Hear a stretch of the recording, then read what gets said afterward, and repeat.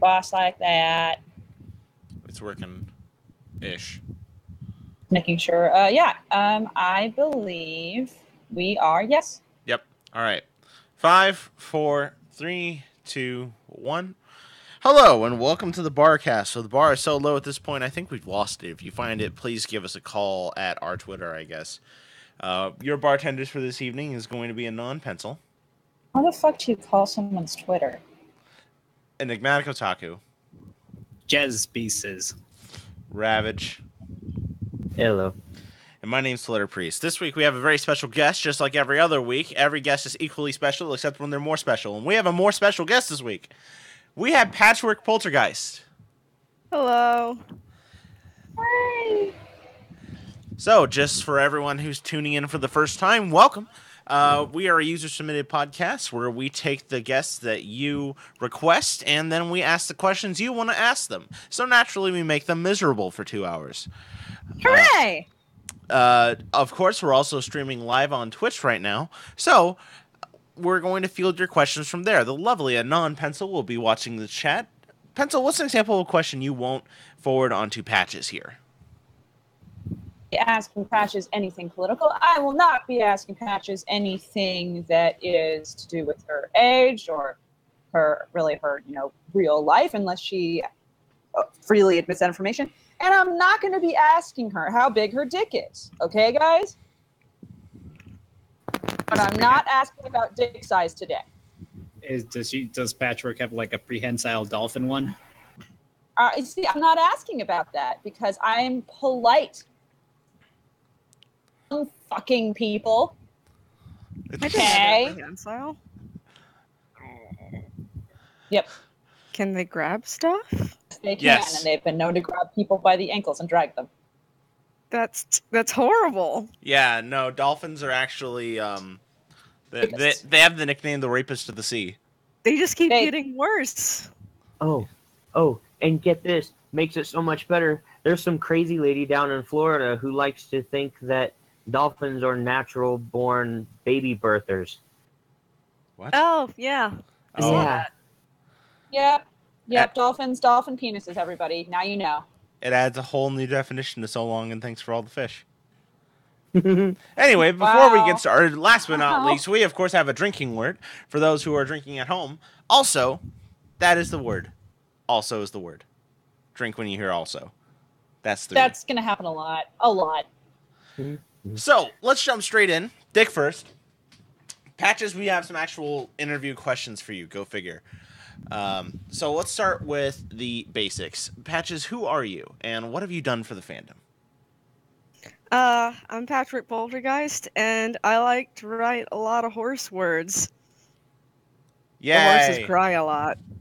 They cry a lot? Well, it depends on how you define a lot. They cry tears from their penis, or they cry tears from their eye holes? Are they sad that their dicks aren't prehensile? What the? Some might be. Well, there you go. We have sad, know. unreconciled dicks. There you go. Next question. How did you get into this weird fandom? I think a better question is, how did this fandom get into me? I was here from... I was always here. I don't know what all these people are doing in my house. Like, my first episode was October 10th, 2010. I was here on premiere day. And I remember saying to my friend, wow, this is a really nice... Too bad it's on the hub and no one's ever going to see it. Did you know? So you just had your TV guide and you're like, hell with it. Yeah, we're going to watch My Little Pony because this is a thing. I remember it was announced, I think it was like when I was still on Toon Zone, and we had little, we had those like crappy stock footage that you see everywhere with Spike and his creepy soulless eyes, and it looked terrible just from the still images because everyone looked like ducks. I think it was on an MLP collector's site. It was like, why do they all look like ducks and have giant eyes? This is the worst thing ever. And why is Lauren Faust on here? So I'm mostly here for Lauren and I like ponies because I've been here since G1 off and on. I figure it couldn't be worse than G3.5. So reading between the lines, then you mentioned a collector site. Is that something that you frequent? Are you an actual like collector since G1, or? I'm a wannabe collector. I've got like 3 G3 ponies, and that's about it. I started collecting them after they stopped being sold, and I'm unfortunately too shy to actually trade with people. Well, trading's for squares. You just need to amass as much as possible. If my Shrine of Cadence merch isn't an indicator, so I totally feel you. Which 3 Gen 3 ponies do you have? I forgot the name of one. I think it's Fairy something, and the other one's Fairweather and Dibble Dabble. Dibble Dabble. I like Are these that. actual? I know, Dibble Dabble. Okay. I know who that is. All right, next question. Now that They're Pencil normal, is... and they get nuts. Pencil went to go find Dibble Dabble. Pencil is dead. So, moving on. What is your favorite part of the Brony fandom? The online community, fan fiction, conventions, art, the merch?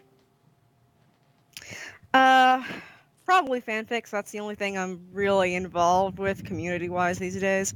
I just kind of lurk on fanfiction all day, every day, and I never really leave. Except when I do. Except when you do. That's very well put. And of course, you were referred here by our good friend Rob Cakrin, so you've clearly been around for a while. Oh, hey, yeah. Priest. What?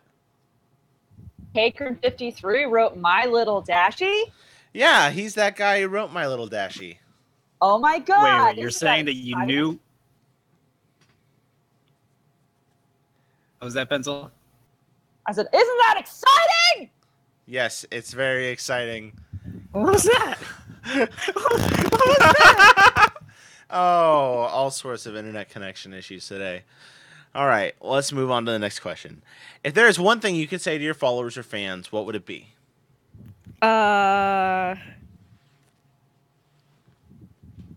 It would probably be a blank stare and then hiding behind a pillar. Because that's what I do when anyone asks me anything. Well, I'd probably say, thanks for sticking around. I love you. Yay. Well, thanks for hiding behind a pillar and allowing us to put a microphone in your face.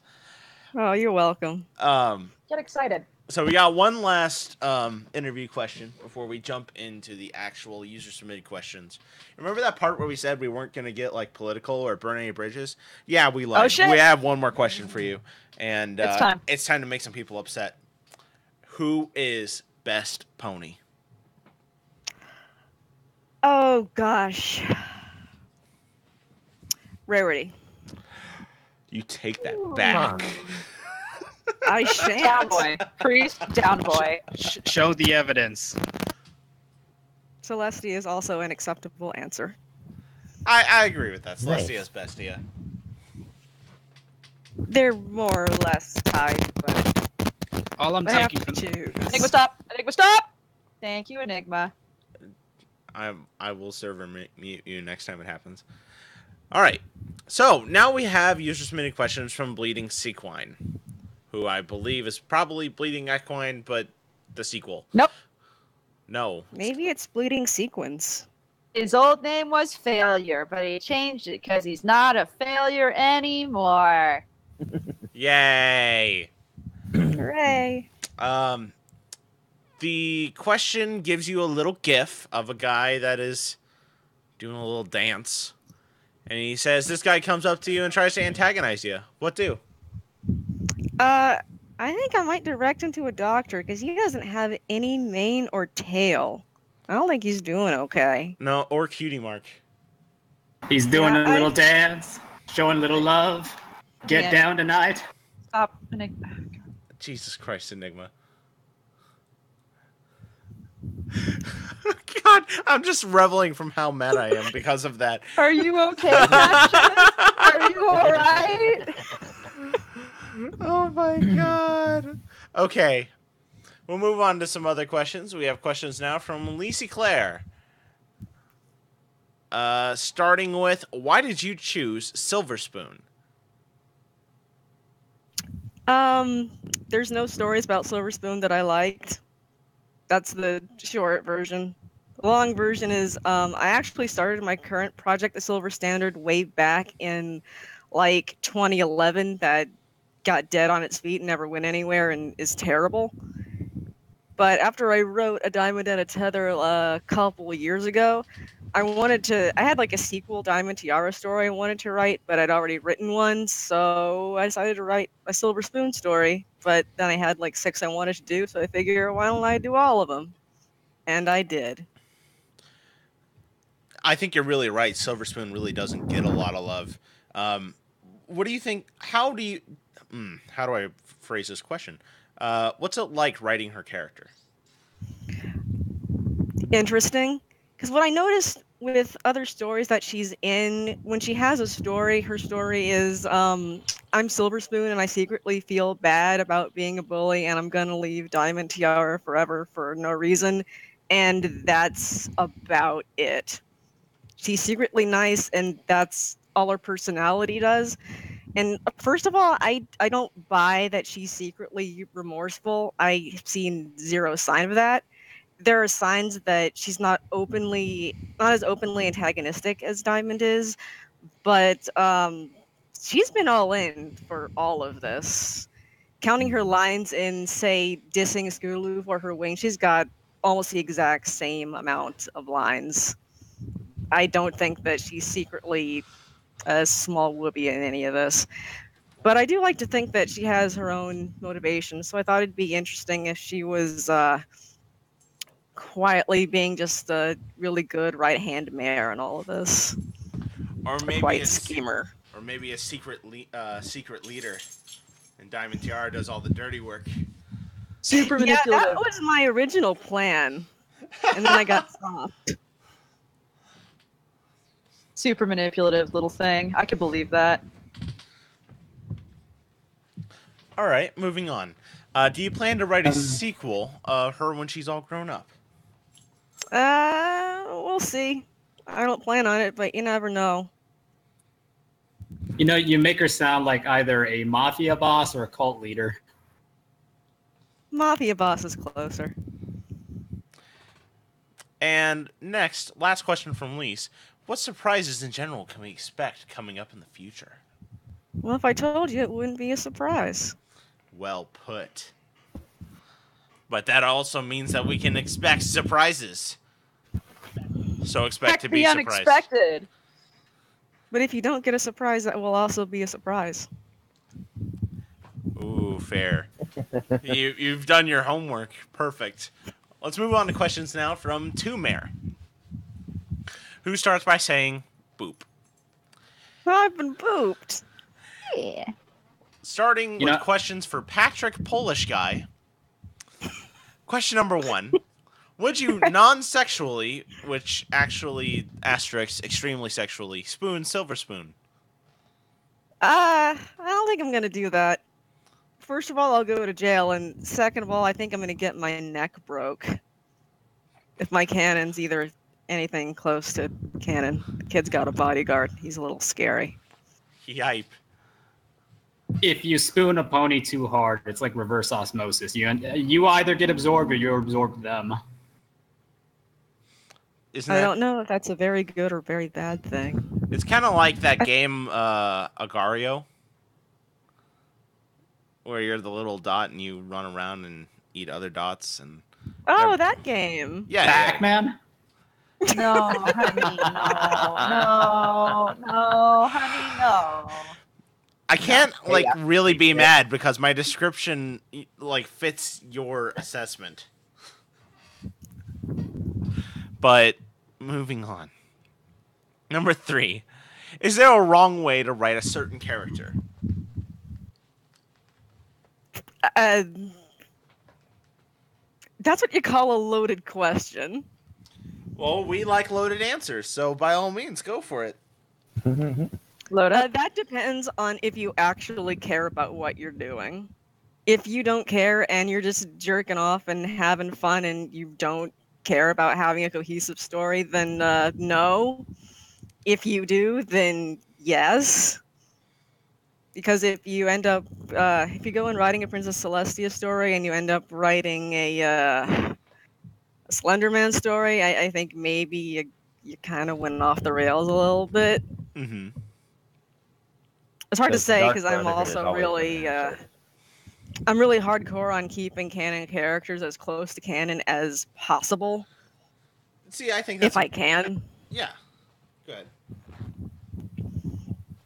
Then again, it's also hard to say because after a certain point, if you're writing someone who's had minimal expansion in the show, then it's kind of hard to tell when your version of a character stops and the canon version begins. Then there's also the difficulty of knowing how a certain character reacts under, like, say, pressure, or they just snap. Yeah. And By the way, that's like. go ahead. Our chat right now is going nuts for the idea of Slender Lestia now. Oh God. So it's just a faceless white mare in a suit with, like, Aurora Borealis for hair. I would totally Damn. write Slender Lestia, actually. Now you've done it. Now you've done it, Patches. You've given us ideas. Well, she has just basically stolen children. Twilight And she Velvet is- hasn't seen her kid in years. I was Tall thinking and white. Patchwork. I was actually thinking. I've been thinking of writing that story for a while now, where she just takes Twilight, and Twilight just asks Celestia one day, "When am I going home?" And Celestia just puts down her books and goes, "Oh, well, I talked it over with your parents, and you're sleeping over with me now." Isn't that Parents' Night Out just with Celestia? Pretty much, yeah. I would write that. Okay.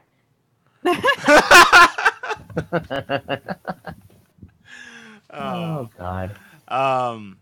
Gosh, but the reason why I was really curious of your answer here, because I think this is one in this particular fandom you run into this interesting kind of collide where people can write and be really serious about a story and then put something. Let's take it something out of context. Say this a whole story has been building up to this event, and then Twilight burns a book.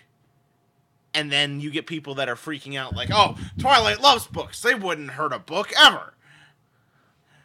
So, like, it becomes this writing concept of how far can you go with a character, and how much justification does it need to break a character or make them do something that would otherwise be against the canon grain. Yeah, I think when it comes to something like that, it depends entirely on how you interpret the character. Because I read that, I don't remember where the hell I read that. I want to say The King in Yellow. I don't know. But I know I read that happening at least twice, where Twilight burned a book and everyone complained about it. And I don't know, I thought it was fine. I'm sure that Twilight isn't one to burn a book just out of nowhere, but if the situation calls for it, she knows that knowledge isn't permanently trapped in a book and you can always write it down again. Also, there's probably another that opens up a copy. whole door. That opens up a whole door full of fun concepts. Pencil, you should do this. Have an on just randomly burning blank books and just see what happens. Actually, I could do that in Living with Twilight Sparkle is weird, where one day he just decides to like burn blank books and Twilight loses her shit. I could do that. Actually, there would be one book that Twilight would burn. It's called a matchbook. It's called a matchbook. Oh my god, you asshat. Before we move on, for those who are listening, I think you're talking about The Star in Yellow, which is a fanfic. Yes. I think The King in Yellow is an actual That's the meta horror novel. That's a Lovecraft story. Right. Is it Lovecraft? It is. Enigma is right. Oh, wow. Okay. Moving on. I read! All right. He pretends to. Number 4. Oh, wait. I skipped one on accident. Okay. Number 2. How in God's unholy crotch hairs can you keep most of your stuff rated E? It's not that hard. Because the E rating stretches longer than most people realize it does. There's an awful lot of dark stuff that pops up in, say, Batman the Animated Series, and that would skirt by with an E rating, probably. unless ratings changed. Yeah, there were a couple of moments in the animated series that were really fucked up. Would you They want managed to to edit it just so. Rev your Harvey. Everyone's fighting that you don't actually see the hits connect. I don't know. Joker slapped around Harley in one episode. Patchwork, if you want to get in some rated R story, you could always write that Slender Lustia has like a prehensile What is wrong with you? God. dick. Okay. I think Slender I'm has a apparently prehensile the- everything. Yes, I would agree. I agree. I back this. This is a good thing. Slender Man has a prehensile everything. There's a fan fiction right there. That's even the title. Okay, so I'm an idiot. What does prehensile mean? It means you can use it like a hand. Let me God. Okay. like a tentacle of an octopus is prehensile. You can grab things with it. It's able to grab. Okay. Prehensile Are is you the okay? word of the day, everyone. So what Pencil said earlier that dolphins could grab sailors with their dicks. Sailors. It's just like mostly if like you were a child and you're swimming in the ocean and a dolphin sees you, it's like, hey, I want a that piece looks of that. interesting. I'm Or gonna some rub my dumbass, dick on it. It's a very or some special way of dumbass saying bitch hello. decides to have birth in the ocean. Oh, hey, the dolphin swam off with it. Oh, It's such a bad idea. Wait, I did know, that actually right? happen? Yes, Yes. there is an They actual didn't woman swim off. They in didn't swim off, Florida that she thinks that dolphins are like the best thing ever for delivering babies. She's She's on Penn fucking Teller's insane. bullshit. A dolphin snatched my baby with its dick and just swam off into the sunset. Pretty much, yeah. Like, all I gotta say about that is if a dolphin wraps its dick around your baby and steals it, you're probably getting what you deserve. And you Yeah. will never see the baby ever again. Death to the baby. Now we came full circle. We Number did. 4. How hard is it to keep yourself from diving into obscene sexual descriptions when writing about fillies? What the fuck? excellent. Yes.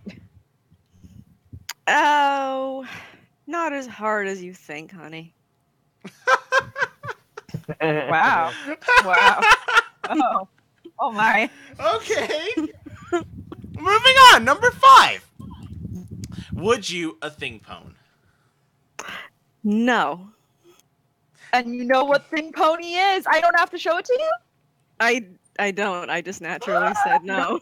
Nope. 1 second. I always have this ready just in Oh case. God, what's You gonna gotta- happen to me? You gotta be ready because the thing pony is so prehensile. There it is. Oh. Look at it. No, this is the Oh, key. okay. Look at the That's- bedroom eyes. Look at the bedroom eyes. That's that sure is a thing I'm looking at. That is correct. It is a thing you are looking at. It's a pony There based is. off of John Carpenter's The Thing. Oh, I see it now. All right. That's would kinda you that? cute. And now Maybe cute's a strong word. Tumare has one So last. would you that? Are you okay? Are you okay, Priest? I'm fine. I'm trying to make sure I don't ramrod over anybody. 'Cause Okay. I do that every week, and it's so bad. All right. I know you do. One last question from Tumare for Averbidio. Everybody. He says, I got nothing. Insert drinking word also. So everyone drink. Moving on. Everybody drink. Questions now from Chat Penguin Lips. Question number 1. Patches, are you my dad? I hope not. Otherwise, there are several questions that need to be answered. Sorry, Jeff. You're still fatherless. Well, you get to join the Enigma Club at least. No, Enigma has a daddy, Crystal. Oh, right. Yes. Okay. Moving on.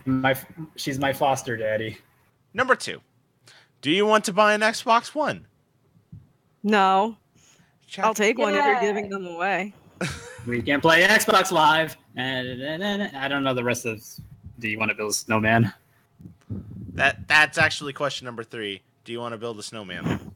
Oh, Good job, Enigma. Wow. coincidence. I thought you did it Sure. on purpose. That Yes. was actually a segue. That I was actually a segue, Enigma. Be proud. You never get to do segues. So Segways are those things that mall carts ride around on, right? Mall cops ride around. All carts Mall ride on carts. segways. Mall Wow. carts. Okay. So I suppose, Patches, do you want to build a snowman? Yes. I've seen snow once in my life, and there was like a half centimeter. No, it wasn't even a half centimeter. It was like someone literally spread sugar on the ground, and it melted in 5 seconds. And this was maybe 5 years ago, and that was the only time I've ever seen snow in my life. So yes, I would love to build a snowman. You need to build a snowman. You need The only snow I've ever seen is in the top of my fridge. That's because you are a poor, poor child who lives in Southern California. Yeah. And then you get Mr. Midwest over here that says, no snow, never again. All right, moving on. Jesus Christ, that fucking link. Moving on. Famous Last Words has questions for you now. What would be your favorite fan fiction and your favorite author on fan fiction? Oh gosh. Unfortunately, I think fan fiction is one of the categories where I have a whole bunch of stuff at top and nothing that's actually at the top. So I'm gonna just throw out Biblical Monsters for favorite fan fiction because it's probably the best dark fic I've ever read for this fandom, if not in general. It kind of ruined the rest of dark fic for me. 'Cause nothing else has quite matched it.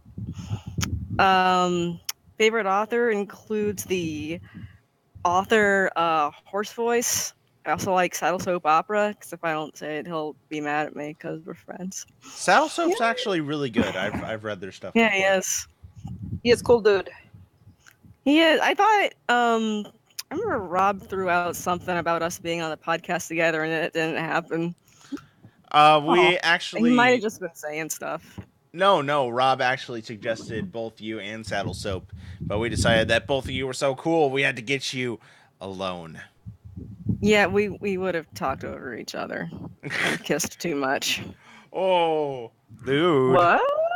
Ooh. Finally, some people kissing gets on to this be on top? podcast that isn't me and Pencil. Oh, and Lucky Dreams. Lucky Dreams is maybe the most talented person I've seen on this site, and I'm very jealous of her.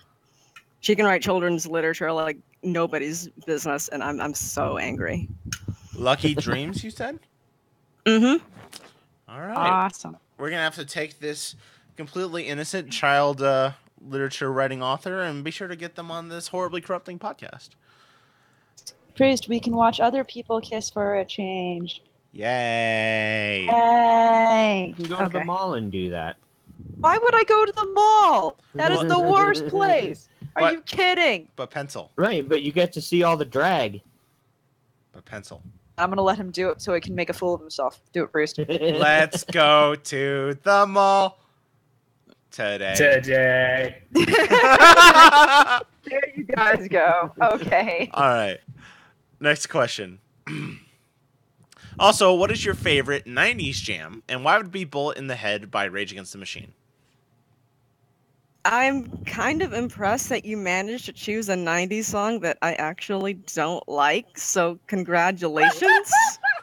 Oh, wow. So tell me what you want, what you really, really want. I'll tell you what I want, what I really, really want. What are we doing here? In fact, what one really, really wants is to zigga zigga zigga zig ah.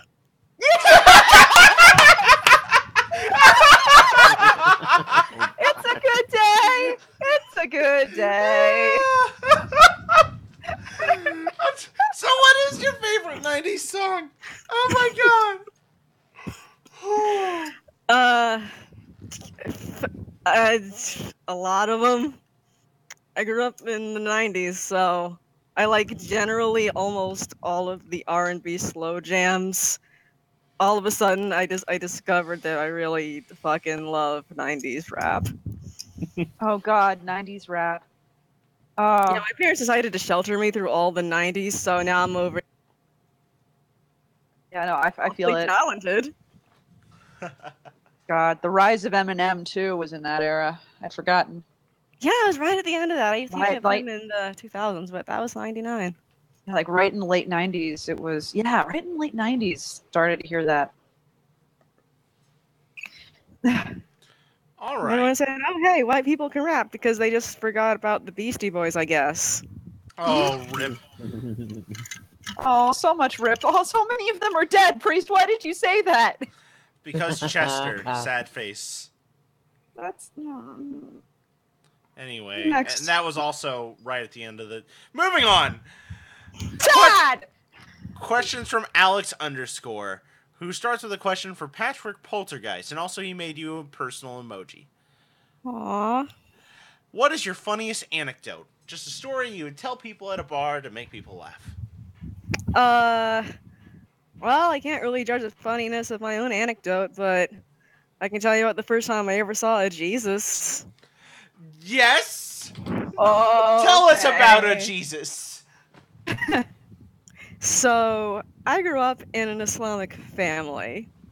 So, we don't have iconography in Islam, so we've got our book, and that's all we've basically got. But the rest of my family isn't. So at one point, we go down to Georgia to visit my grandma in church. And for context, I'm about 8, and I'm a little weenie, and I'm scared of everything. Like, itchy and scratchy is too much for me. So I go into church, just traipse along, being my adorable little patchy self, and I look on the wall, and there is a dead man stapled to a block of wood with his face a mask of agony, bleeding everywhere. This is the goriest statue I've ever seen in my life. There's a dead man on the wall. No one's acknowledging this. I don't know what to do. I've never seen it from this perspective before. I've never noticed that. And I'm like, is this a fucking threat? What is happening here? Well, Mother, why are you not alarmed? I am so glad I'm not the only person who sees it that way. Oh, God! I just realized that we have a guy hanging up there in freaking agony.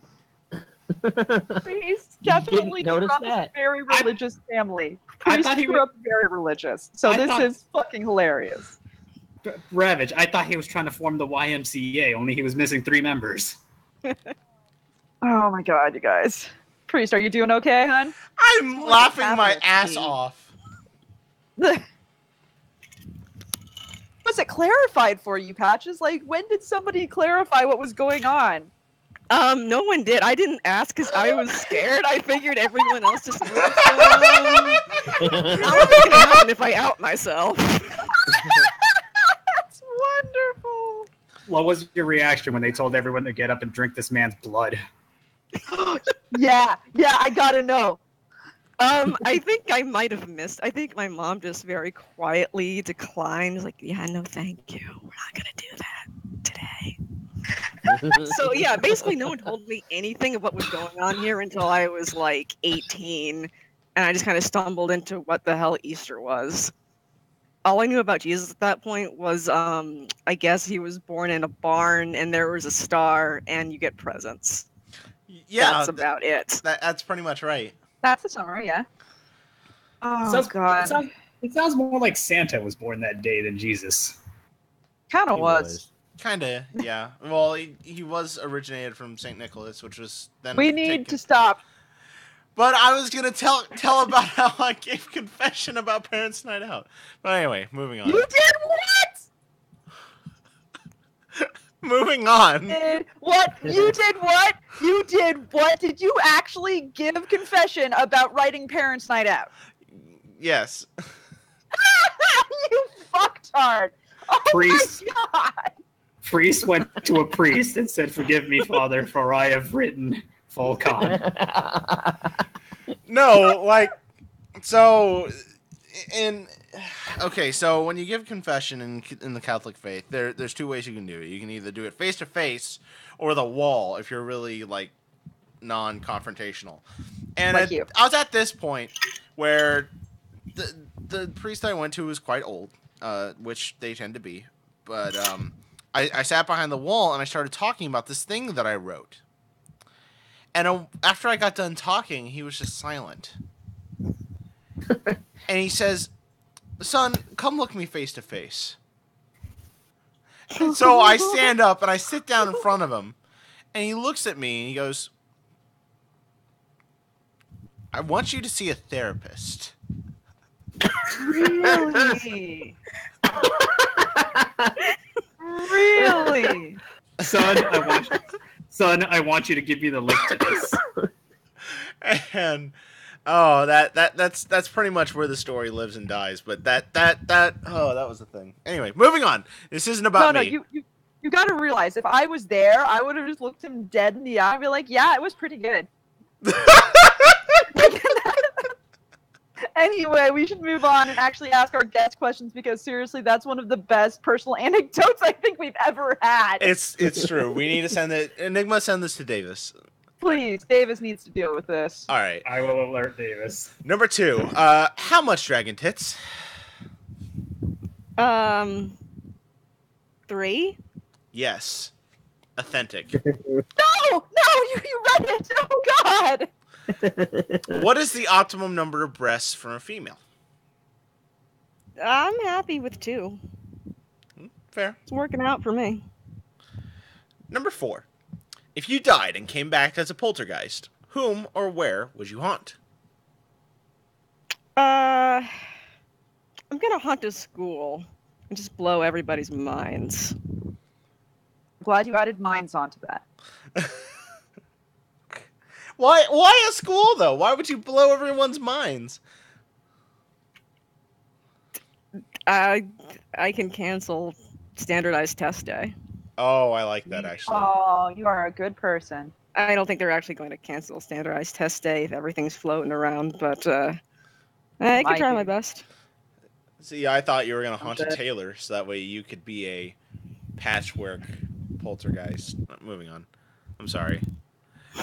Number 5. Has the ice melted yet? No. Wait. Oh, wait. Yes, it has. Oh, my gosh. I'm going to get wet. Whoa! What the fuck is ice? Where is this ice? Where are you putting the ice, man? Like, what's happening here? To everyone, who's going to write the next installment of the Dragon Tits franchise? Probably Enigma. That's my guess. Well, technically, I do have to continue the sequel I made, so... Yeah, so probably Enigma. I'm not going to write any more about Dragon Tits. That's dead my piece. Okay. Well, you don't want to write it because of how popular it got. It's featured. God, stop. Please stop telling me that. Rapid fire things. Congrats, Enigma, on getting a job. Congrats, Pencil, on getting features. And congratulations to the rest of you for all being congratulation worthy of things that I assume you've done this week. Next question from Tony Montana. Patchwork. Patches, are you a ghost? Let me check.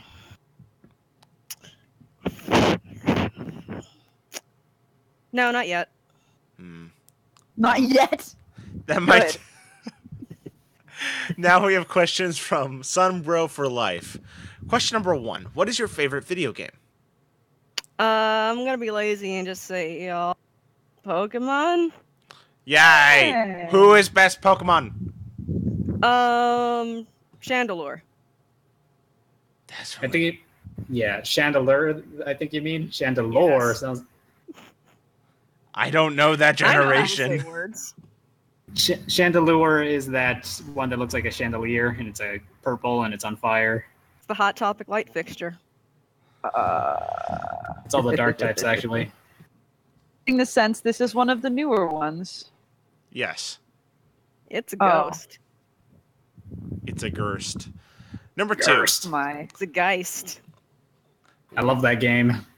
What is your favorite boss fight?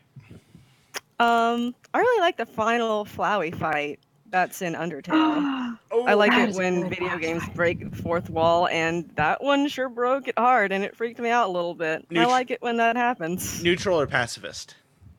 That was neutral first time. Yes. Yeah. Okay. I I really like. accidentally played past. I didn't mean to, but I ended up playing my first one. It's neutral no matter what in your first playthrough, but Yes. it was pretty much pacifist because I felt bad whenever I hit the monsters. Aw. Oh, I don't But blame sweetie, you. what are you doing here? Like, please, we're gonna wreck her. What is she doing here? She's I hit the frog and it was sad. I really liked Hopes and Dreams, the soundtrack for the final boss fight. Oh, hey, no. Yeah. You could have hit a frog like my dad did in the semi and disembowel it inside the wheel rim. Let the breaking of our guest begin. Wow, Jesus Christ. Like, I was just going to be here like, oh, Undertale has such a good soundtrack, and there's the jazz remix things, and you're just here with like, oh, I killed the shit out of a frog. Thanks, Raph. It wasn't me, it was my dad. Oh, sorry. Are you proud of your father? Oh, yes. Oh, so much so. I'm not proud of my father. Number What 3. about your daddy? Are you proud of your daddy? Daddy Crystal, yes. But Number 3. Have you accepted Skeletor, the master of the universe, into your heart?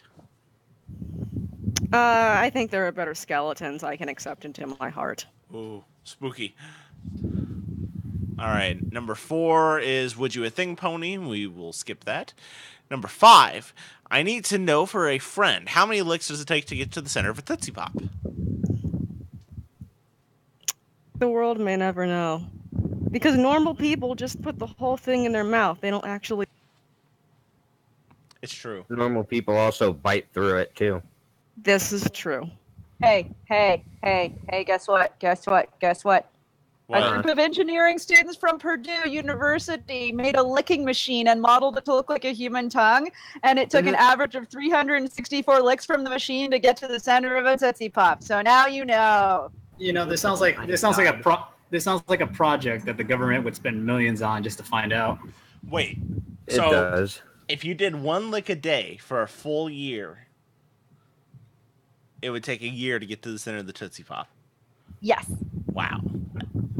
Is that a lick that covers the whole thing or just one side? It wouldn't matter because it's round. So yeah, you can do like a whole lick from one side to the other if you like. Oh, I guess that's true. So is this person licking it? Does he have like sandpaper for a tongue? Because doesn't saliva break it down more than the tongue itself? What? I don't know what you're talking about. Nor do I. Saliva doesn't Don't saliva. be stupid. Yes, I I know what saliva is, dum-dum, but I don't think... I don't think... No. Are an entirely different kind of lollipop. Damn it, What? you beat me to it! Oh my god, good job! It's prehensile. Moving on! Moving on! Oh, this is a good cast. Number 6. You get stuck in Horsetown. What kind of business do you open? A hat store. A hat store? I like hats. Rarity gonna be pissed. Look, she doesn't just sell hats. She sells hats and also accessories to wear on your body. I would have a specific haberdashery. Gonna fight you, man. You watch. She gonna fight you. All right. So, not a collector of pones, but are you a collector of hats? Yeah. How- Yeah, at this point, probably. How many hats do you have? At least 10. At least 13, actually. There are just some that I just don't wear. I need to get a new main hat because I've had it for over 10 years and it's getting really ratty and sun faded. Okay, let's see. Number 7, last but not least, from Sunbow for Life. Do you even praise, bro? Yes? Correct. Now, moving on to questions from Lieutenant Major Dude. Question number 1. Who the hell are you? I'm Patchwork Poltergeist. Who the hell are you? Damn. Nobody important. Oh, got him. Sorry.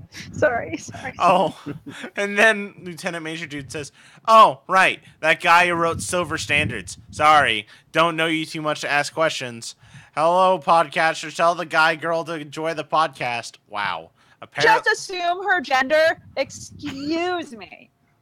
I like it says guy and then guy/girl. Yeah.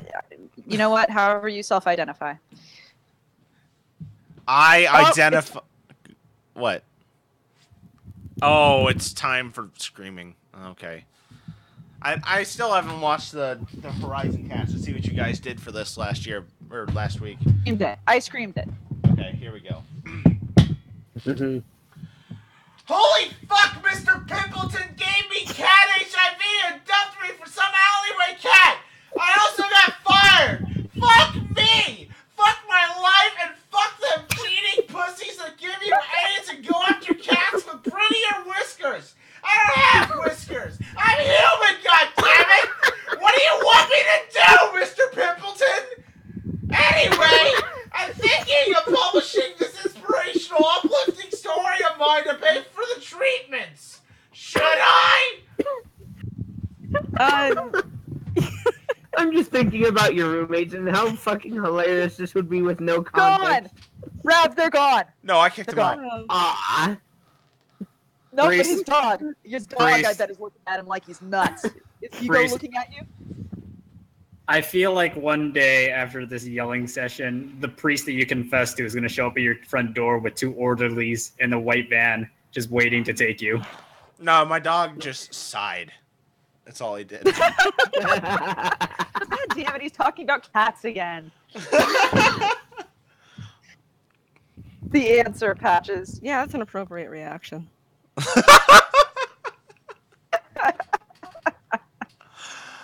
Oh, okay.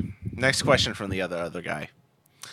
Please explain this statement because the only flower symbolism I know is that they are vaginas. What the fuck? Some dork on the internet that likes ponies and flower symbolism way too much. I am 100% serious here. Okay. They're only vaginas if it's a Georgia O'Keeffe painting.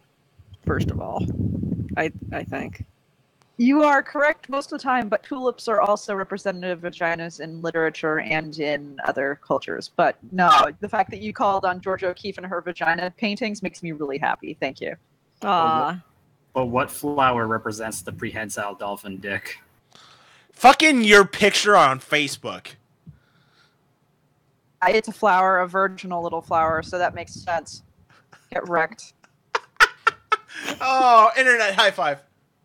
Thank you. All right. Next question. To Priest. Oh, God. How often do you tip your fedora to show Pencil how much of a gentleman you are? I can't say I don't have a fedora. I don't tip it. You have never. Because I don't wear it. You've never tipped your fedora at me. Yeah. No, I have a fedora for the sake of the fact that it is cringy to be ironic, and it's covered with cadence patches, and it's pink. All right, next question.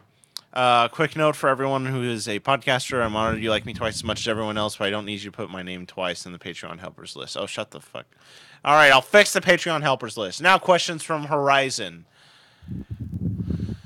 You're fanfiction user number 166, so you've been around since the days when Stathisto was posting Trixie minifics. What's one way the fandom has improved since then, since you've joined? What's one way the fandom has gone downhill? Overall, is it better or worse?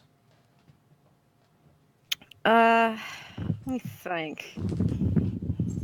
I guess we've improved in that because there's more of us, it's slightly more cohesive.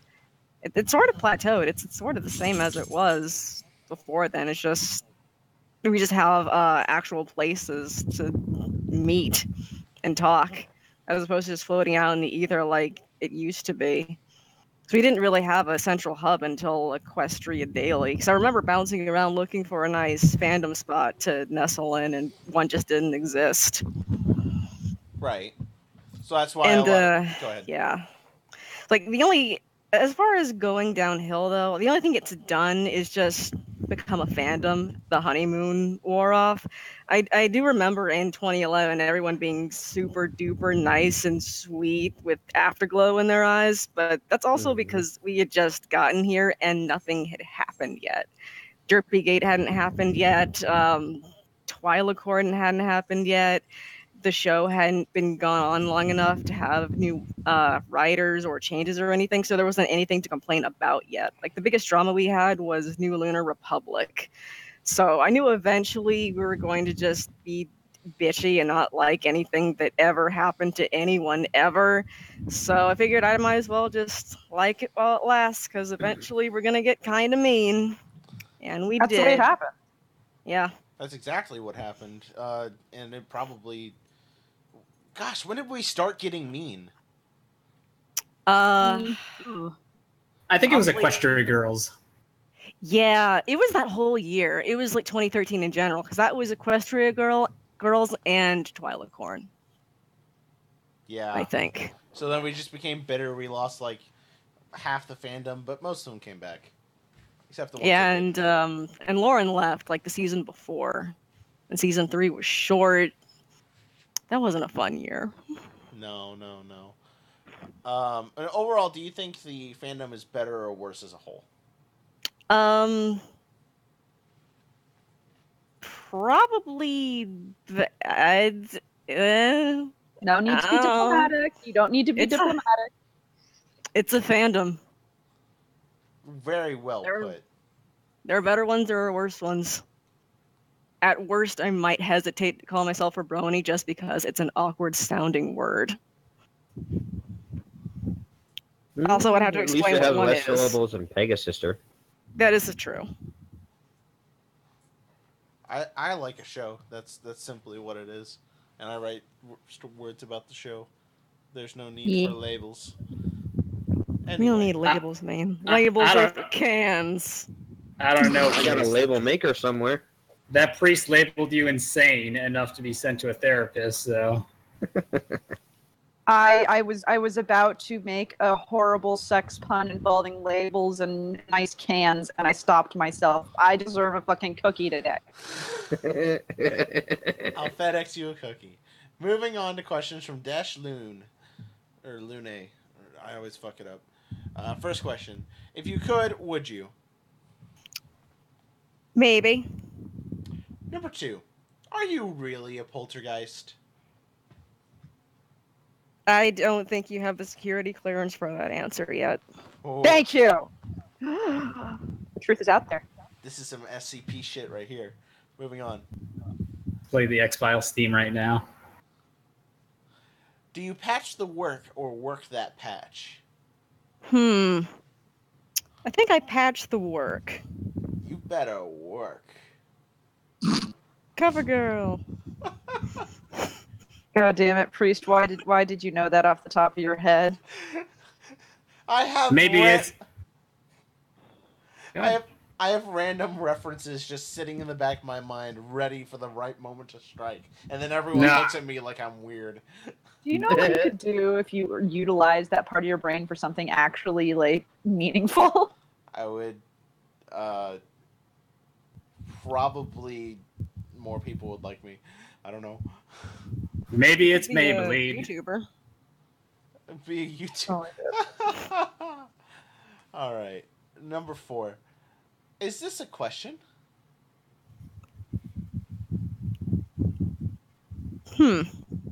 Yes, because there's a question mark at the end of the sentence. Yes. Although it's closer to a declarative statement that's phrased as disbelief. This is a question? Let's see, number 5. Now we have one of our wonderful fuck, marry, kill scenarios, and of course, here on the Barcast, killing yourself is always an option. Timer! Don't actually kill yourself. We don't actually want you to die. We say that in jest, only having to do with these questions. Grow up if you think otherwise. That's all. It's true. Don't ever take your life, please. Anyway, fuck, kill, marry, kill. You get to choose between Milk, the lovely podcaster that is not here this evening, Myself and yourself. Hmm. If you kill me, that's okay.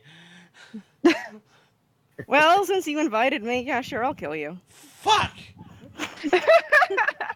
Wouldn't this be like breaking and entering? What the fuck? What are you actually talking about? Like breaking into someone somewhere and killing someone, except you were invited. Well, Then if it's you're not invited, I breaking think in. it's closer to assisted suicide in that Yeah, case. learn vampire rules, Enigma. Jesus. Like, So I if guess it means I'm marrying Milk. Milk. Man, When's the I'm gonna fuck myself. Yay! Go fuck yourself. Moving on. That was fun to say. Number 6. And because something needs to do with food, do you like strawberries? Nope. What? I like strawberry sunrise. Is that an alcoholic beverage? Tell me that's an alcoholic beverage. It probably is. Yes. Oh, I Good. thought you were referring to that pony who like said Oh, that I apples was. are just said that apples are just yeah. Oh, the bitch who got really like uppity about Yeah. strawberries. I I love love her. that horse. I have checked, and Strawberry Sunrise is a beautiful cocktail. I need to make these at this exact moment in time, and I'm not going to now victim of podcast, but I really want a Strawberry Sunrise now. I don't Yeah, know. I've seen them. They're really pretty. I don't know why this conversation hit me the right way, but I should just write a story about Strawberry Sunrise just being a jerk. I like- agree. I like how she said that apples are disgusting to Applejack's face. I love how she said it after Applejack pushed, so no one can really call bullshit on her because Applejack kind of asked for it. No, it's true. But what if she just like did that all day? She just goes around town, just like try it. It's like, I really like this dress. Well, I think it's awful. I've got syphilis. You wouldn't have gotten syphilis if you ate strawberries. Yes! Yes! She's like one of those horrible people who's like, you don't need a vaccine. You just need strawberries and healthy living. I lost an arm. Rub some strawberries on the limb. Eat a strawberry and walk it off. That's coaches on the bench for any sporting event. Doctor, I'm having trouble being intimate with my wife. Oh, here, take these strawberries and it. Shove them up there. Just shove them up there. Ow! Not at the front! No! What have we done? What have we done? Oh. God! Okay. Moving Strawberry on. enema cures what ails you. Oh, okay. Now we have questions from Trickster Forrester.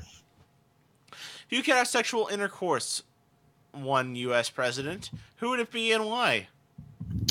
It does not say with one U.S. president. It says have sexual intercourse, one U.S. president. What do we make of this sentence? So, would you like sexual know. intercourse, George Washington, or sexual intercourse, Richard Nixon? Oh God! Oh no! Oh, what a terrible experience. Would you sexual the Kennedy? I'm gonna go with Jefferson. Okay. I like Jefferson. I have to tell you, like, I would have to probably go with, We'll eat some mac and cheese and ride in a swivel chair. no, because I would have to go with William McKinley, because I'm all about that dick. It's because his name's William. See, none of us here are like history majors or well versed. Oh wait, in no, history, Rich. so that Okay, so Richard. No. It's a. I'll find the history document about it. There's a. God damn it! Obscure references. Where's Flam? it just went right over our heads. It's okay. I See, miss Flam. I'm over here just thinking of assassins. Flam gets my really obscure jokes based on historical documents. Anyway. Welcome to the really obscure references based on historical documents podcast. I'm sorry. I'm dumb. Number- We'll get together when Charles Guiteau's in town. How does it feel, Pencil, messing up like I do sometimes? Oh, I have some semblance of what it's like to be more shit, and I'm surprised you don't kill yourself every week. Oh, you feel like shit? Just rub some strawberries on that. You actually did a callback and reference. Why is Enigma good at things today? Why is he good at things? Help, priest, what do I do? We move to the next question. And we don't give him any praise for it. So number 2. Or you can turn into the Unabomber and send him a special package. No. Enigma isn't ready for my package. Number 2. What is your number 1 tip for making the perfect lasagna? Don't, and make a pizza instead. You take that back. I shan't. But I just want the pasta and the tomato sauce and the cheese. I don't want the bread. You want the pineapple, that's what you want. Right up the ass, just like Hitler. It's true. I'd rather take a strawberry up the ass. You would, fag. Oh. Might fit there. All right, number 3. Lastly, your name is Patchwork Poltergeist, which implies the fact that you are in fact a spirit who is haunting this site, as in, like, eyesight, due to the fact that you died in some grisly manner. And not manor, as in M-A-N-N-E-R, a manor, as in the place of residence. So my question is, how is it that you were actually killed, and how did it involve quilts? I probably died because the quilt that I'm sleeping under is way too hot, because you shouldn't be sleeping under a quilt in Texas when your air conditioning's dead. Oh, I am so sorry. Thank you. I would not appreciate it. I would not wish that on my worst enemy. Yeah, that's why this fan is on. I was so sure you were going to say that the quilt had smallpox. That would have been a much cleverer question. Answer. I know words. I'm siphoning everyone's smarts today. You Also, I stop. like the fact that I apparently died in a bear's fancy house. I like it. Question now from Shakespearecles. How come when a guy says he can't go out because his girlfriend won't let him, people just accept it? But when a girl says she can't go out because her boyfriend won't let her, they call the cops? I blame society. Yep. Quite. Good. That's some dark shit. All right. Now a question from Light Shrine. Why does Pencil always abuse Enigma to hide away her true feelings? I'm pretty sure I'm not hiding anything. I'm pretty sure that this is how I express my feelings. Like, this is how I make them clear. This is how I tell Enigma that, I acknowledge his existence. I think that is a start. Wouldn't you agree? Tell me about the rabbits, George. Yeah, you just look out there. Look out there and think of the rabbits. Just think about the rabbits. Look way out there. Think about the rabbits. Run the gun, and I'll put it to the back of your head and blow your brains out in a nice way, because that's how we exist, Enigma, right? You can shoot all you want. I'm just gonna shove some strawberries into the bullet holes. God damn it. Man, our questions are so circle jerky today. I actually feel a little bad. Since we're almost about halfway through, or we're just crossing the halfway point. Also remember, we're watching the shit. We're watching the Twitch stream, which is also shit for questions. And also, hey, Pencil, what's a thing that we haven't showed in quite a while? Oh, so there's this thing that we have. It's a Patreon, and it's done. And you know what the Patreon does? We don't keep the money. We don't use the money. We give it to horses.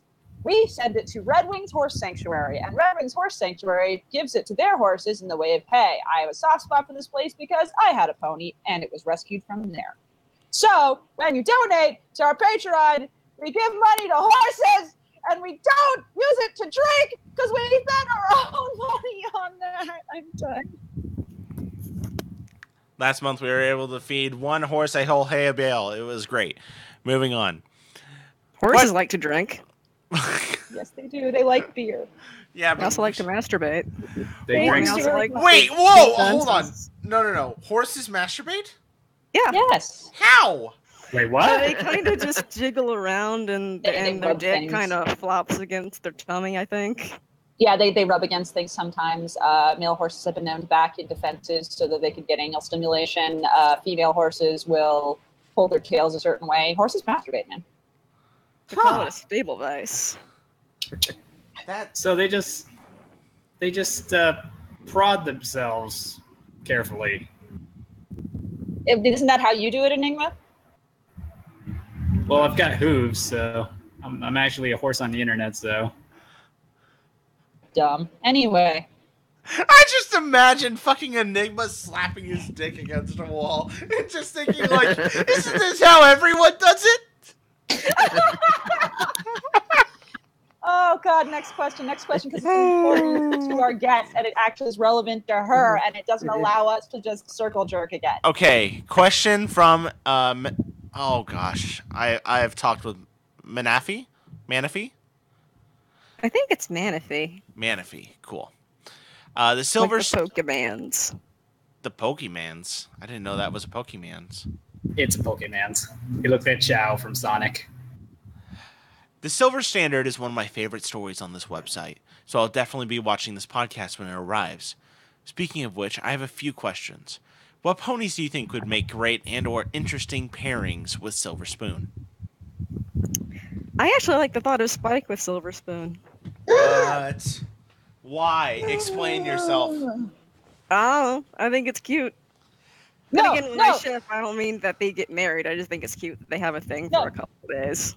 You defend this right now, young lady. What the hell do you mean by shipping Spike with Silver Spoon? Or shipping Spike with anything? Or giving Spike any modicum of happiness? What? Spike's a nice young man that likes to help people. So he's Canadian. Yeah, he's a fax machine. Spike loses his job to a fax machine. That's a story. I'd like to read that story. Are there Story any, about how technology is replacing jobs. are there any characters from MLP that you've been hoping to write about in the near future? Yes, there's a whole crop of side stories that could probably spring off from the Silver Standard that I could write and just haven't done yet.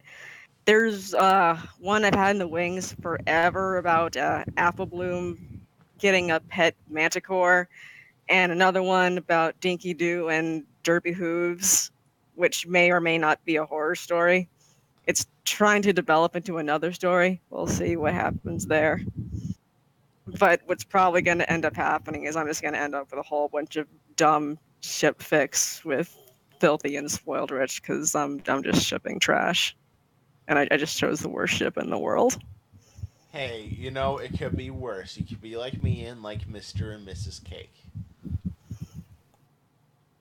What's your favorite ship? Oh, it's a ship of ponies that are already married.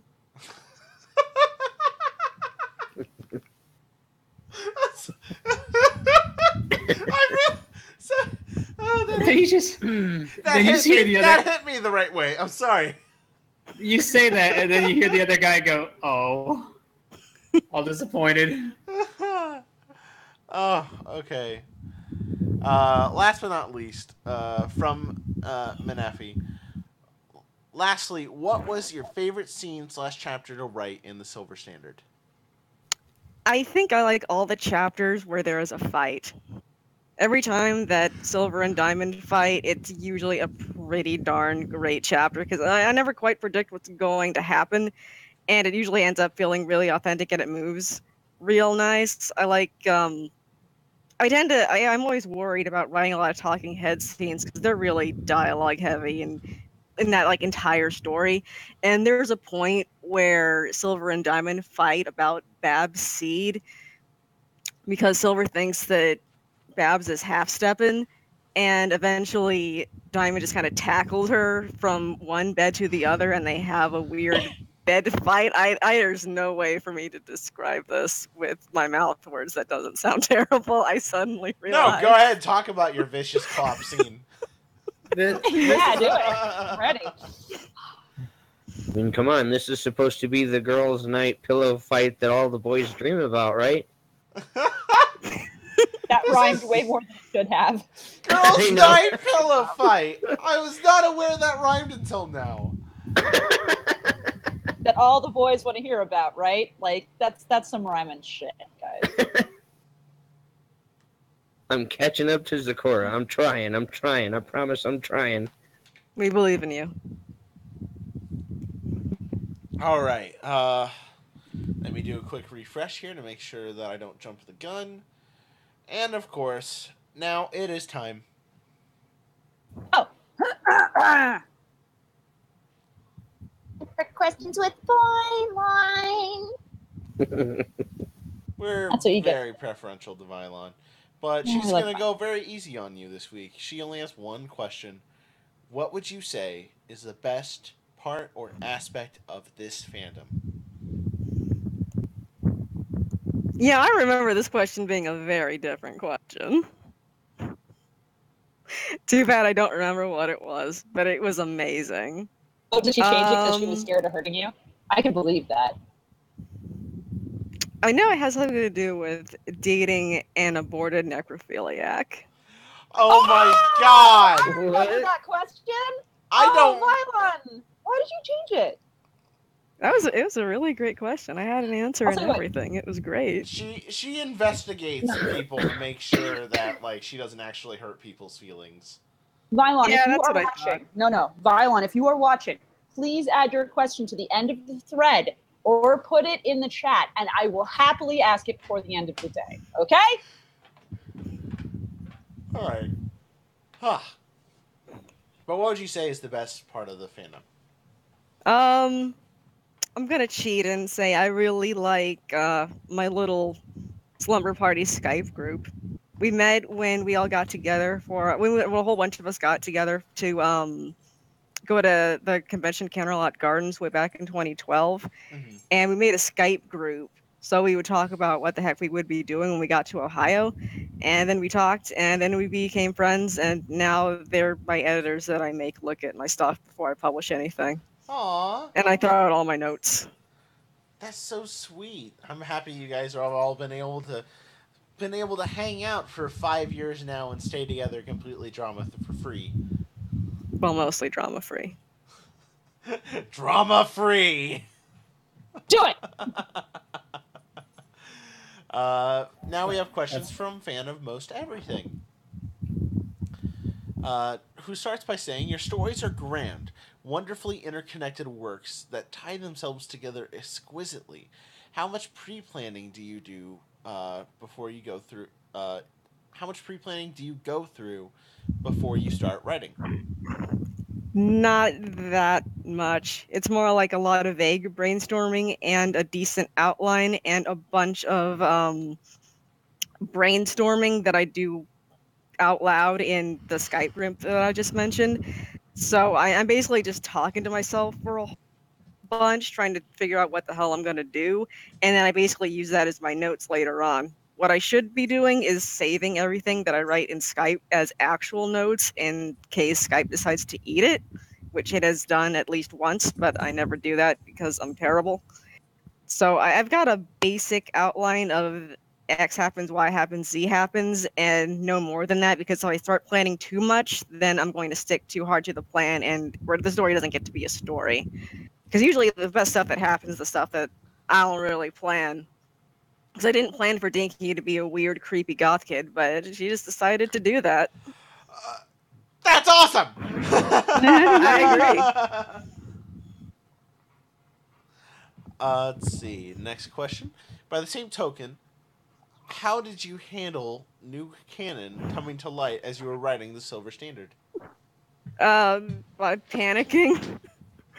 I just quietly worked around it as best I could. I got lucky. I wrote at least 2 blog posts complaining about the existence of Spoiled Rich and all of Crusaders of the Lost Mark, because I'm in the middle of writing this extensive character piece and backstory for Diamond Tiara and Silver Spoon. Got the entire thing of character motivations and backstory all lined up. I've got her mom just sitting in the wings. I had just introduced her in the chapter, and oh hey, look who was here the whole time. Yay. And I just went, oh shit.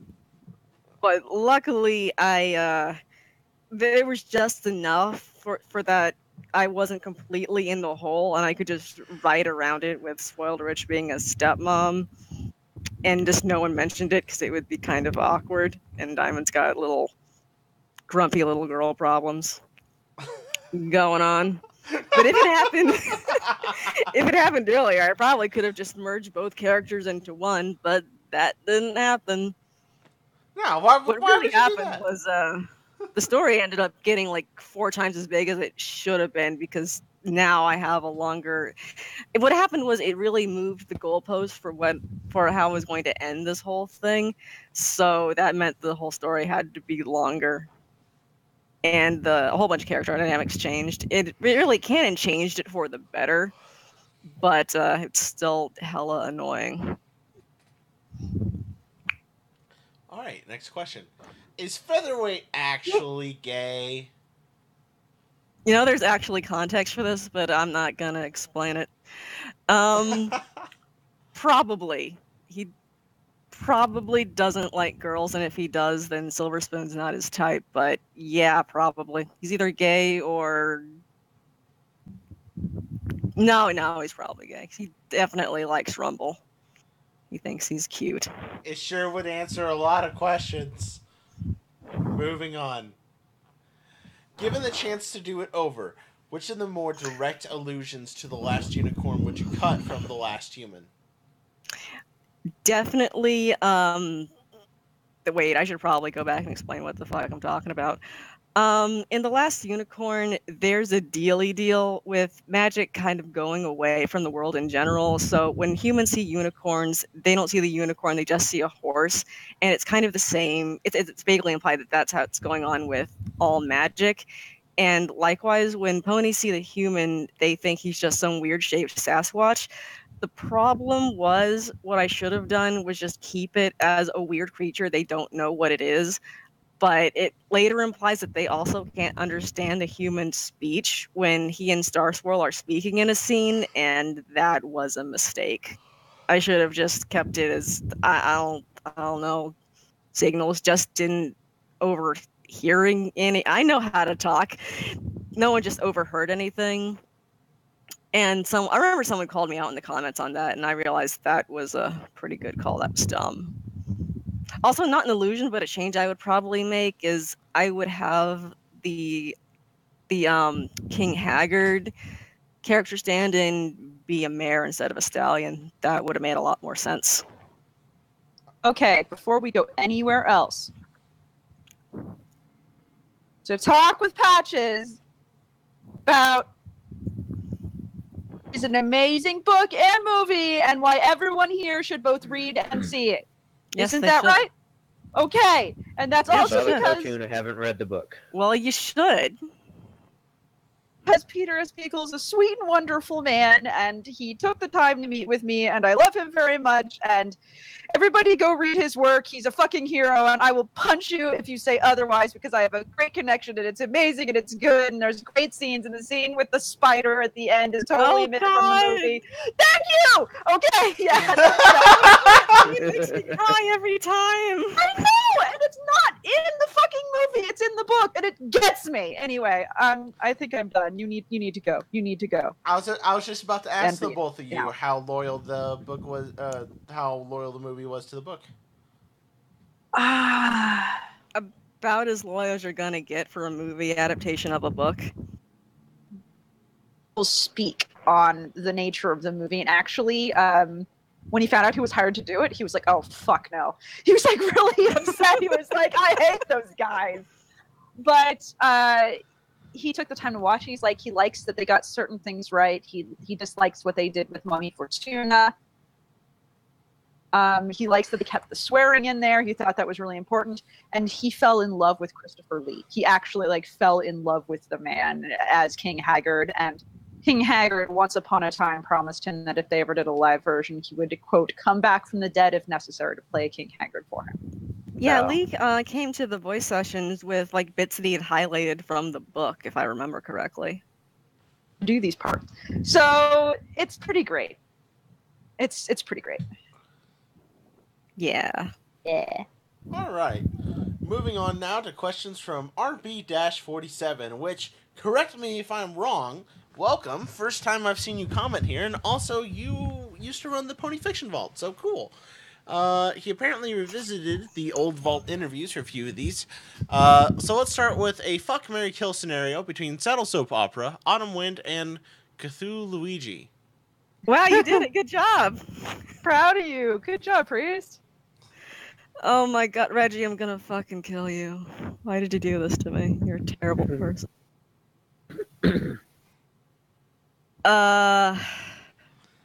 Well. I'm guessing this is part of your slumber party group. Yes. Hello! Well, I guess Saddles gets to cheat on me with his lovely wife, and I'll marry Wendy, and I'll kill Ouija because he's the only one left, and he won't mind that much. I'll kill him. He won't mind. Or we could have a sweet ass orgy and then jump off a bridge together. That works too. Yeah, drink You Kool-Aid. enter orgies very weirdly. Why? What are yours like? Well, mine usually ends with everyone satisfied and happy and eating Cheez-Its while drinking scotch. You can do that while you jump off a bridge. If you try hard Ouch. enough. I could, I guess, but I mean, effort. Look, you don't get anything in life without a little effort. But that's what orgies are for. You just lay there. Don't. Isn't? Can't you just eat strawberries if you lay there? Oh, the headphone warning. No headphone warning for anyone. Next, please. All right. Have you written anything outside of MLP, and do you want to? Yeah, I wrote a lot of fanfic for other fandoms before I got to MLP. They're not as good. Some are really terrible, and they're the worst things in the world. But also, I write some original stuff. I should probably be writing more original stuff, but I'm not because I'm writing this instead. I feel that. Without going into any detail whatsoever, and just simply yes/no question, are you published? Yeah, kinda. Okay. Are you published in print or online?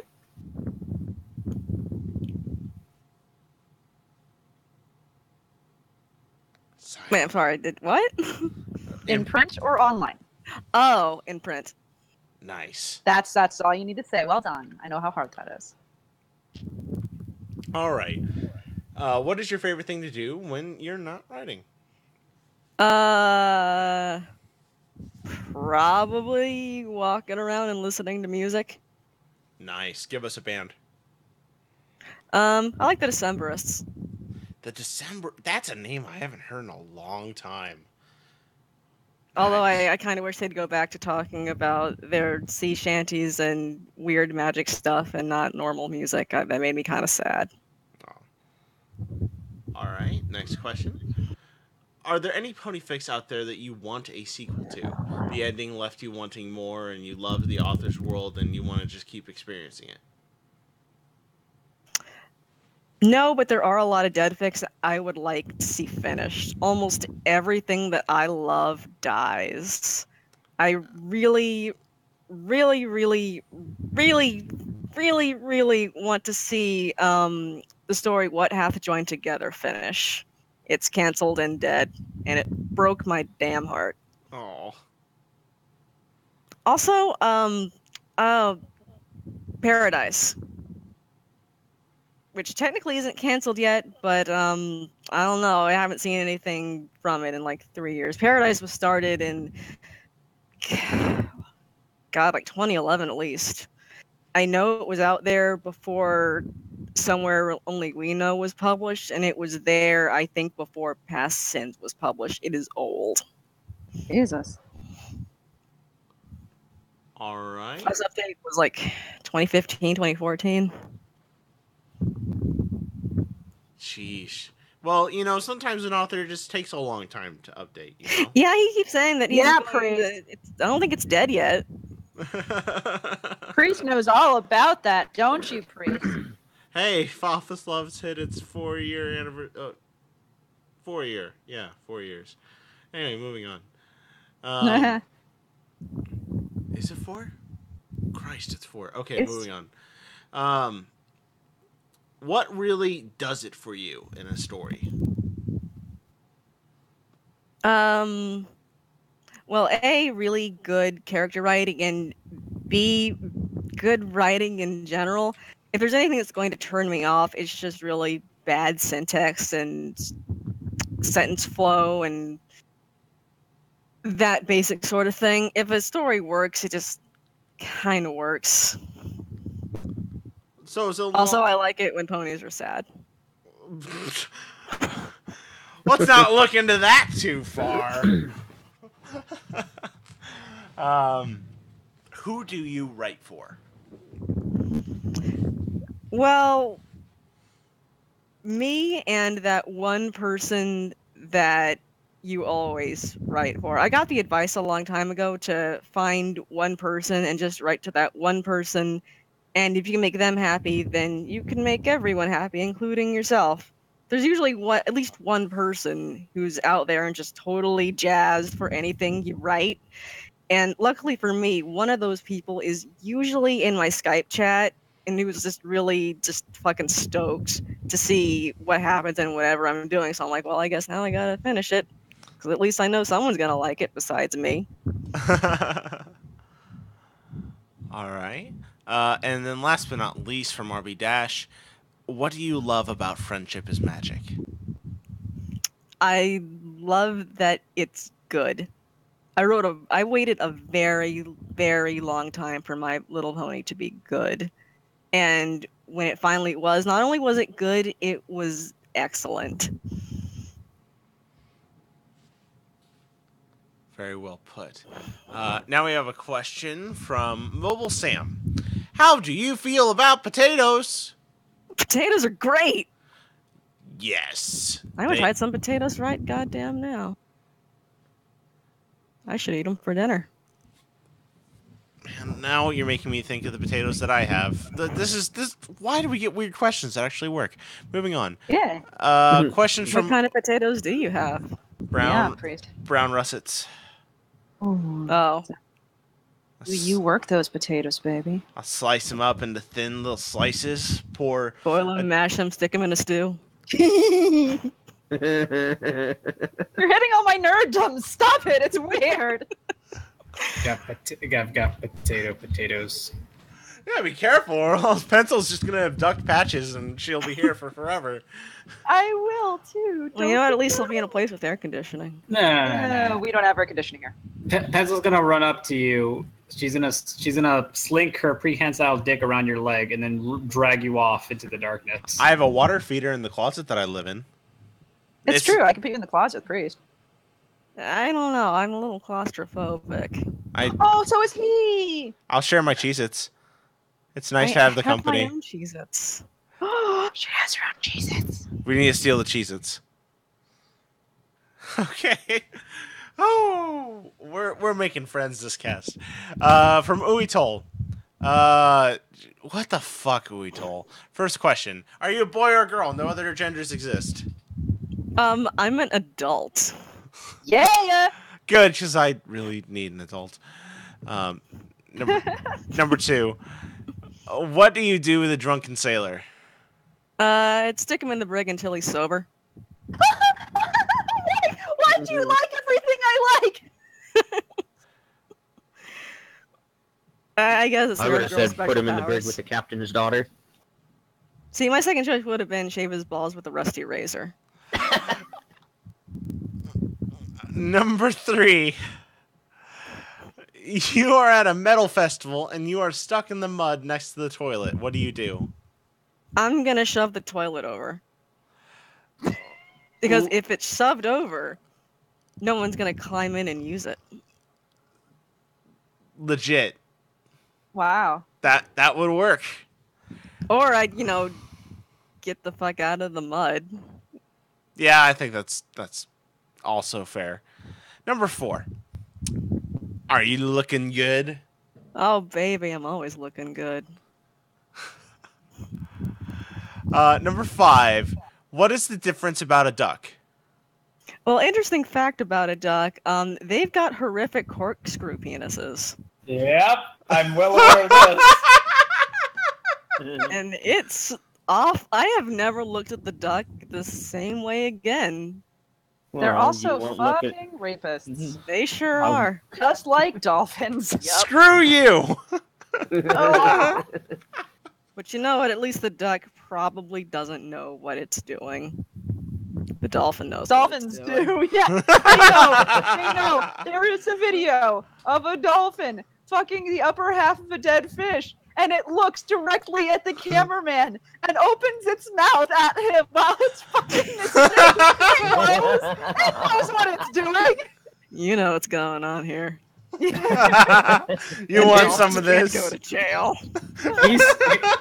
Here's some Yeah, more. this ain't- Here's some more cringe facts about the dolphin corkscrew penis. It shoots out, and in the winter, it falls off and then regrows What? later on. Yes, I it didn't does. know that. That's And it's barbed. It's like And it's a barbed. it's a I didn't fucking know it was lizard No, tail. no. Did you say dolphin or duck here? I think he meant duck. I hope. Yeah, he meant Dolphin. duck. He meant Did duck. you mean duck? Yeah, I meant did I say dolphin? Yes, That's you did better. say dolphin. I'm like, that is not accurate. All right, well, I got a little piece of information that'll make you feel a little better about ducks. Okay. The female duck has a reverse corkscrew vagina. So if she doesn't Oh. want to get fucked, she just got to squeeze. How does That's that great. make me feel better? It makes me feel better. Makes me feel better too, actually. Might be a vagina thing. She can just shut that whole thing See, down. now, Pretty when, much, when yeah. I read the question, what is the difference about a duck?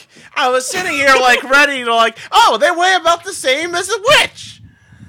But no! We didn't go the Monty Python direction! We talked about dicks! Of course we talked about dicks. This is why I'm loving this podcast today. Ah, yes, okay, but now my dog is worried. Moving on. Are some folks born with silver spoons in their hands? Maybe. They should probably send her back to Equestria. Lord, don't they help themselves, yeah? But what do they do when the taxman comes to the door? Hide her in a closet? I don't know. I don't get what they're getting at. This is probably a reference to something. It is, and I know what it is, but I don't remember the rest of it. There's a link that's probably it. Oh, It's Creedence Clearwater Clearwater Revival. Revival. Yeah. Oh, that's right. All right. Let's see. Now we have another question from Horizon, who says, "Can you explain T.S. Eliot's The Wasteland in 5 words or less?" Yes, I can. All right, go for it. 5 words or less. No, I think that was it. That was it. Well, he asked if I could. I didn't say I would.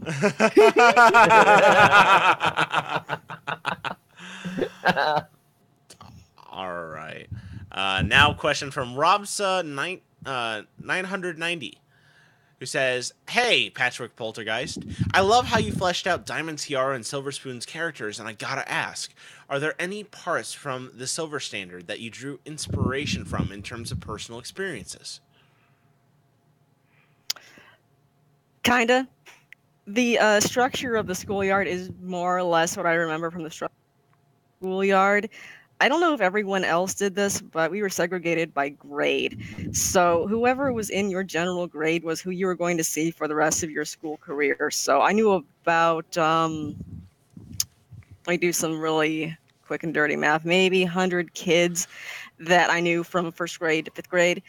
So we basically had a small quasi hierarchy in there, but it was never really that sturdy. You don't really have Regina Georges in elementary school. That happens in middle school when everything gets awful. I forgot where I was going with this. Personal Yes, experiences.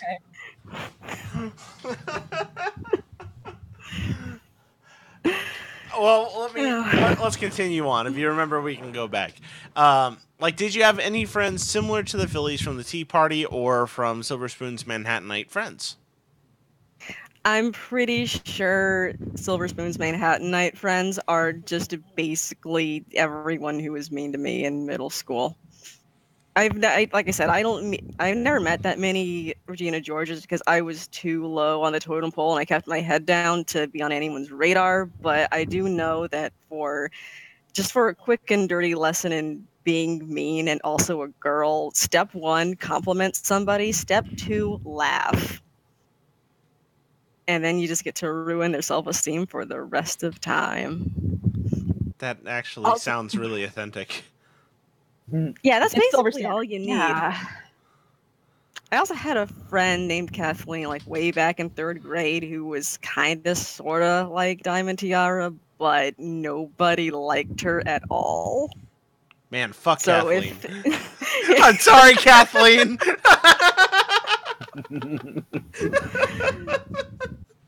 And either she didn't know or she was really good at faking that she didn't know. All right. Let's see. Rob's ends his comment with, "You write all the characters so well. Please keep up your amazing work." Aw, thanks. Also, thank you for the very nice art you did.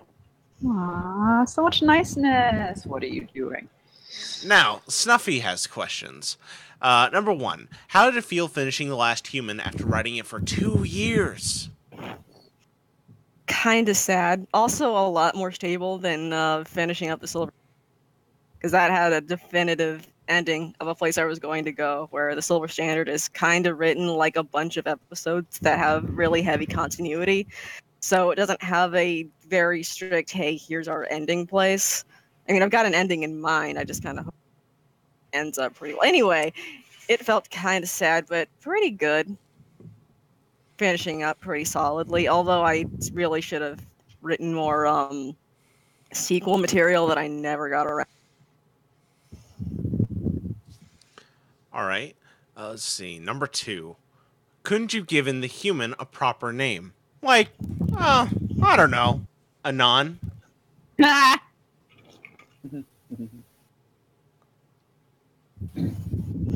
Are you just upset? Is that why you're quiet? Oh, no, I'm just quietly suppressing all of my rage, that's all. Oh, what, for giving the human a name or not? I like the human as the human. But he does have an actual name. You know, I actually wish I'd named him Castor. And someone would ask, oh, like the star? And he would have said, no, like the oil. Wonderful. Oh. Now we have questions from Hawthorne Bunny. Number 1, what would your Patronus be? A peacock. I took that one Patronus test that was online a few years ago, and I ended up taking it really seriously. So I thought about it, and I found my happy thought, and it ended up being a peacock. And I went back and I thought about it, and I realized that my happy thought was the time that one of my professors told me that I was a really good student and I knew what I was doing. And no one had told me that before. And peacocks are for pride, so I think of that when I need to have confidence in myself and I feel better. Okay, Twilight. Oh. My Patronus Wow. My Patronus is a vulture. Oh, I want a vulture! I'm pretty sure your Patronus... Yeah, didn't we find out your Patronus was a vulture? Yeah, technically it said buzzard, but same thing as a vulture. Mine was a calico cat. Priest, yours was I had a tabby similar. cat. I believe. Ah, what was yours? Mine? Yeah. Hound. Hound? Greyhound. Greyhound. Oh, okay, that works. So we all got animals, and Rav got a bus. Pretty much, yeah. Jesus Christ. Oh, I'm sure he gets Hey, ridden hey, quite hey. a lot. More than you! Hey, Enigma's not getting on my bus. That fucker can walk. Yeah, it's okay. Enigma's used to eating bullshit. Hey. Pretty much. Number 2. What actually is a patchwork poltergeist? Is it like a ghost made up of lots of bits of other ghosts? I never thought about it that way before. So I'm gonna say, well, a poltergeist is just a ghost that you don't see, and it moves a whole bunch of stuff around. It is generally annoying. So, yeah, probably. Or it's a ghost that okay. just moves around quilts. Where did the name come from? This name has came up a lot, so I think people are curious.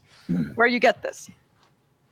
That's an old standby from when I used to change my fandom name whenever I was in. And that was from when I was in the Danny Phantom fandom. And oh, yeah. okay. Oh, okay. So this goes He's a back to phantom. Danny Phantom. Yeah, No, Enigma, it's not time to sing. Please don't sing. I forget exactly where Patchwork came from. I want to say from the Patchwork Girl of Oz, from a quote from said Patchwork Girl of Oz about being a whole bunch of stuff and being weird, and that's okay to be weird. And then I just stuck Poltergeist on it because ghosts are cool. And then I didn't quite have time to get a new fandom name by the time I actually published a fic, so I just decided to stick with what I already had. Hey, it works for you. Hey, fair enough. Yeah, I can always Google myself. Same way. I'm the only person that comes up on a search engine from my username. I never Google search myself at all, I promise. Yes, you do. Stop. Number 3. What were your literary inspirations for the Silver Standard? I want to say it was A Secret Garden, but that's not actually true because I hadn't actually read The Secret Garden when I started the Silver Standard. That was just the style I was thinking of. And then I actually read it and I realized, oh, wait, this is actually really good backing for what I'm actually writing by a crazy coincidence. I think more closely, my inspirations are from a bunch of various TV shows and movies. There's a lot of The Breakfast Club in the Silver Standard. I still Nice. need to see that movie. Gosh. Yes, you do. Same. I haven't seen Well, it either. well, don't worry, kiddos. I'll make sure you see it. Hey guys, gomovies.to. You can watch just about anything on it. If you want to do it legal, you should also purchase the movie. Moving on. There's also a It lot is of the legal, show technically. Recess in there too. Nice. I feel like I remember that show. And Fillmore, which no one saw. Recess was Hogan's Heroes for kids. Yeah, basically. The Silver Standard ended up doing what Recess and Fillmore did, except instead of a police procedural in school, it's basically a small political drama in elementary school. I didn't really intend to go in and have a political drama in elementary school, but that's what I got. Hey, sometimes you just go in hoping for happy times and you come out with politics, and that's called everyday life these days. Moving on. Number 4. Please. In Chapter 12 of TSS, Silver Spoon experiences her first winter wrap-up. But chapter takes place during Season 3. How did Silver miss winter wrap-up that occurred in Season 1 episode winter wrap-up? That's part me fucking up and also part of MLP's timeline just being bonkers. Because Silver Spoon gets there during spring, and Winter Wrap-Up would have had to already have happened, except that I forgot Twilight would have already been there, and we actually see the first episode in the Silver Standard. So, continuity snarl. Originally, my plan was she just wasn't there, but I forgot that Twilight had already been there. So, I don't know. Fair enough. I can't. Hawthorne found as far as I know, the first legit plot hole in this entire story. Good job, I guess. Now you can have trouble sleeping tonight because of it. Good. I sure can. Yay!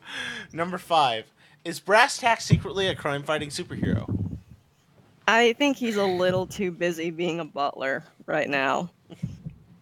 Give it time. Also, I don't think there's enough crime to really solve in Ponyville. And also, if he is, he's not doing a really good job. Because, my dude, where the hell were you during Discord and Tirek and Paris fights? Or a And freaking everything. bugbear. Yeah. He was ironing. Well, you're not wrong. Or pumping iron! God damn it. Sorry. Number 6. Are you a tea fan yourself? What's your favorite tea? Actually, I don't like tea at all.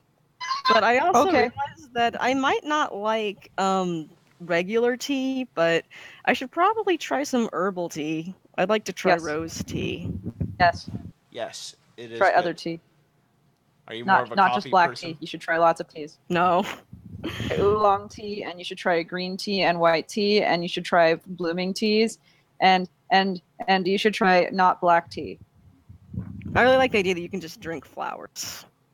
Can't. So if I'm going to try anything, I'm going to try rose tea or just actual tea, because I learned later on that tea bags are just dirt in a wrapper.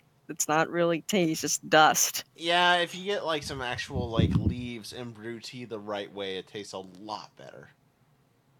Yeah. So I keep promising myself I'm going to actually make tea by the time this story is over. It's been 2 years. I really don't have an excuse anymore. You could a lot of stores these days have like a tea, or stores I meant malls have a tea vana, and they usually have samples and stuff that you could try.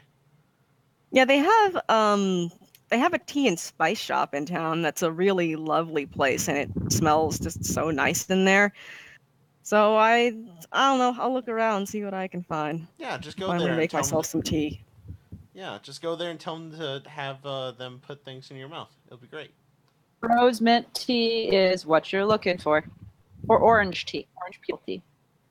Yeah, that does sound like what I'm looking for, because both of those things are things I probably wouldn't hate. And also rose mint tea helps with headaches, and that's always good. Yeah, roses are really healthy in general. I learned about all the things they can do for you if you bathe in them or eat them or smell them. I'm like, why the hell are people just using them as flowers? They're much better doing other things. They're also good for anxiety. Turkish delight, motherfucker. Turkish delight. How are people? Yeah, I'm sorry. I'm done. I should not rant. Tea is just hot leaf juice. Like Shut Uncle up, Ira Iro. say. You're dead. Shut up, Iro. You're dead. I like sleepy time. That's my favorite tea. Moving on. Number 7. A recent episode of the show actually featured a tea pony. That's not a question, but she's really cute, so I thought I'd mention it. And there's a picture, and I agree, she's really cute. I really like her mane. Moving on. She is really Say it cute. better. Say it better. Say it better, priest. I really like her mane. Moving on. Number 8. How do you handle all the scheming and agendas and politics and stuff in the Silver Standard without going loco in the coco? I have no idea. I just kind of fall into it, and it somehow manages to work. I actually really don't like scheming and agendas in basically everything else, but I guess when everyone's 11, it just happens to fall together a lot easier. Fair enough. So all our senators are 11 years old. Yeah, pretty much, yeah. I tried watching House of Cards because I figured, hey, I'm writing about political subterfuge with 11-year-olds. I'll like political subterfuge with 40-year-olds. No, I don't. It's Hey. House of Cards is an interesting little show. I used to really like it. I really love the structure of it and breaking the fourth wall, but I just haven't been able to get into it. I kept going right back to BoJack Horseman and being sad. I need to watch that show because I also enjoy being sad. Oh, you'll love it if you love being sad. That show is devastating. Jesus. Internet high five. Now we have a question from Eagle. Why does God need a starship? To meet the Jefferson starship? I like Needs a that. skyrocket. See, when you drink the he has the starship because when you drink the Kool-Aid, it's going to collect your spirit. Oh, See, that's I a think- much better answer. Does Patrick Stewart need that starship? I think it's more accurate to say that the starship meets Patrick Stewart. Hey. Take us out, number one. Anyway. Engage. There you go. I really want someone at some point to punch Discord in the face, and for Discord to be like, "You hit me! Twilight never hit me!" Oh my god! Why are we the same person? I get that reference. I like it. Okay. It's one of the 5 later Star Trek things that I know. I had this strange sensation where I was conscious one second, then unconscious the next. Oh my god. Okay, we're running low on time. Priest, make it happen. We have questions from Cyberphase on GOTDM. So number one, would you snuggle a cute alien pony? If the cute alien pony would let me. Number two, what do you think of a dragoness that has tits? Good for her. Number three, Please wear a shirt. authentic. Number three, what do you think of Spike the Dragon? I think he's a nice young man, and I think he's confident in himself, so he would stop tripping over his own feet because he's doing a great job, except when the camera is on him, and then I guess he eats his own tongue and barfs on his shoes. This is why you're the good twin and I'm the evil twin. So this is where the divide happens. Oh gosh. Let's see. Number four. What weapons, powers, or vehicles of your guys' choice would you use to kill all the OP in Mary Sue's OCs on Finfic? See, I think that's a trick question. It's not what you use, it's what you don't use. So what you do is you take away the plot armor and the ability for the entire universe to conform around the OC, at which point either everyone will see how terrible your OC is and attack them, or they'll just collapse under their own ineptitude. I just give him a good old dose of Ice 9. That's a lot faster. Oh my god, I don't tell me you actually know what that is. That's not fair. Why do you know everything I know? I'm testing you now. The thing about a Mary Sue is they can do whatever the author decides they can do. So whatever you use, they can just decide, oh, by the way, I'm immune to AIDS and atomic bombs and bad writing and also everything and the elements of harmony. By the way, I'm the 9th element of harmony. I'm the element of being shitty. It's the writer equivalent of an 8-year-old playing with another 8-year-old and one saying, "All right, I have an everything-proof shield." Exactly. Why are we beating up on Starlight so much? Because she's convenient. Okay, next, Crazy Pie, go. Number five, fuck, kill, marry, and of course, our other options. Twilight Sparkle wearing a school teacher outfit versus Rarity wearing sexy lingerie of your choice, and Rainbow Dash wearing yoga clothing. I'd rather marry Applejack. I mean, you get a farm. You like the Applejack will freckles? take care of you. I like She the will. freckles. Twilight's never gonna be home. Rarity's never gonna be home. And Rainbow is not only never gonna be home, but she's probably gonna cheat on you with Spitfire. Yes! If Rainbow likes anyone. I'm pretty sure Rainbow Dash has a crush on Rainbow Dash. Let's be real That's here. very true. Very, very true. Jeez, Rainbow Dash's parents have a crush on Rainbow Dash. Yeah, We that's saw true. the episode. Yeah, that is very true. They kept her diapers. Oh, Were they gosh. used? Number six. What is the worst ships in your opinion and why? You know, I remembered my answer and then I forgot it. Never really been a fan of most ships that are just pairing two ponies that are the same pony together. I didn't really like Fluttermack when it was a thing. Never really been fond of Twilestia. But to be fair, I think I'm just not interested in most shipping that seems normal. If you're giving something weird, I'm a lot more interested in that. Like pair Celestia with the Dragon Lord, and then you got me going. There's a really nice ship with Strawberry Sunrise and Brayburn out there that I'm really fond of. I really want that alcoholic beverage now. Thank you for putting that in my head. They are very pretty. I've seen them before. Oh, God, gorgeous. Anyway, next. Number 7. If you know what a food pony is, what food pony would you nibble on or take a sip of out of curiosity? Probably the soda pony. You know the food ponies! That's like the only one. I know there's a pizza one, and it looks kind of drippy, but I like soda. Yes. French fry horse is nice too. By the way, is that vor or Yes. what is that? Yes, it is. We've You talked have to about ask this the and answer, also yes. we've talked about this. Yes, it's vor. Yes, they regenerate. I'd say it's partial vor, actually, since you're just taking bites. You're not swallowing them. Wait, what else do you do with food? Spit, you're gross, Enigma. Gross and anorexic. I'm one of those things, and it ain't gross. Shit. That's gross. No. Now, final few questions. Questions for everyone in this week's cast. Scenario: it is Nightmare Night, and you are having a party in the Friendship Castle. Oh God. Okay. Quick for Otaku. It's only been 1 hour. You decide to get a drink. You see these punch bowls full of yellow stuff, and only one is more orange. Do you choose bowl A or bowl B? Dr. Pepper. Next. Okay. Is this like the purple stuff in the fridge? Yes, it's purple stuff. Purple. You open the sun. We got some purple stuff, and we got some soda. We got some sunny. You got Purple purple stuff. drink. Purple drink.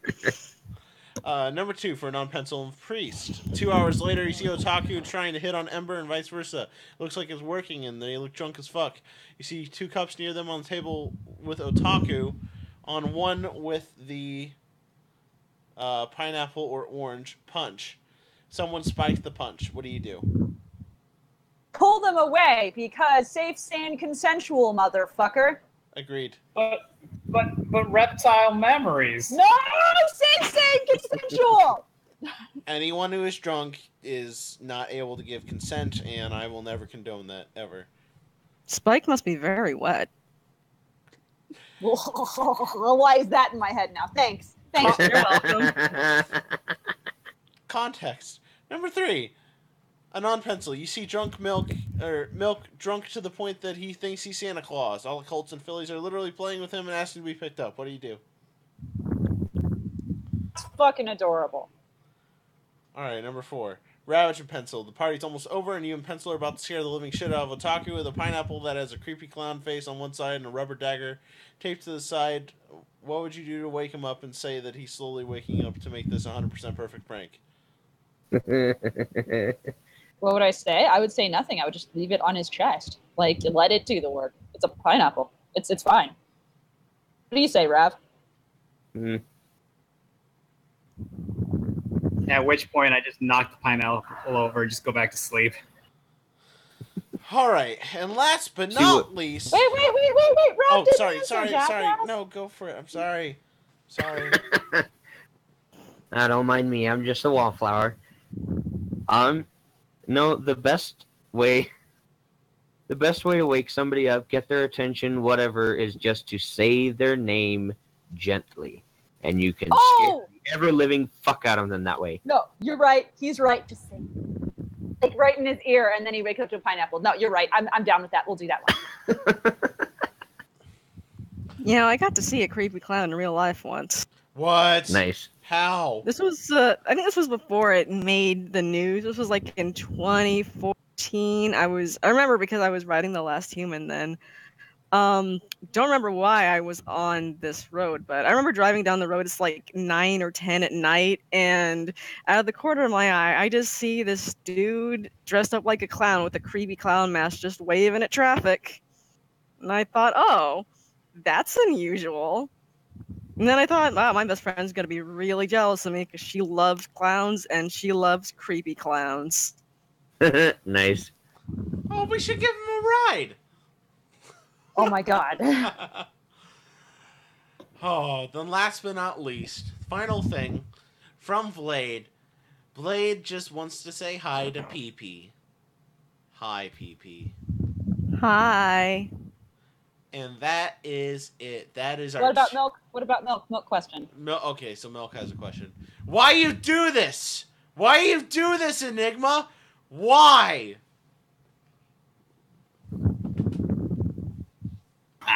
I don't know.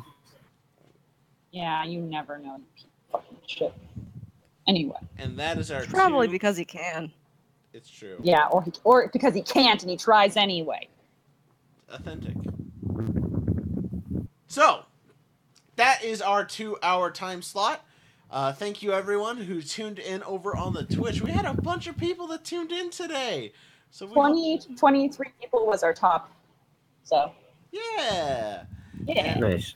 And of course, Patches, you were a joy to have on. Yes! Aww. You are welcome You here are. any day of the week. Oh, you're great. Come back so I can talk about. Yay. You consider yourself part of our personal slumber party. We only We can all just we do shots cuddle out together. together. That'll be great. I'll try not to make it weird. I promise. I'll try. It'll be weird. It's gonna get weird. No matter what you do, it's gonna get weird. Anyway, we should stop. It's okay. And that said, thank you for watching this week's episode of the Barcast. Be sure to tune in next week when we have a person. The person before the BronyCon trip. So, this is professional, and I can't close anything to check. This has been a non-pencil. Again. good job. Yeah. I'm pretty excited about that too. Actually, I don't meet enough ladies in this fandom. Enigmatic Otaku. Can the prehensile dick use strawberry lube to go into the reverse corkscrew duck vagina?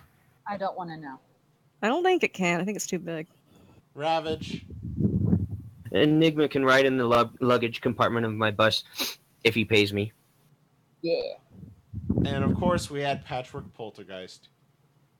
You know, it's been like 7 years, and I don't understand why the song for all clout material in this fandom. My name's Flutter Priest. Fucking Christ!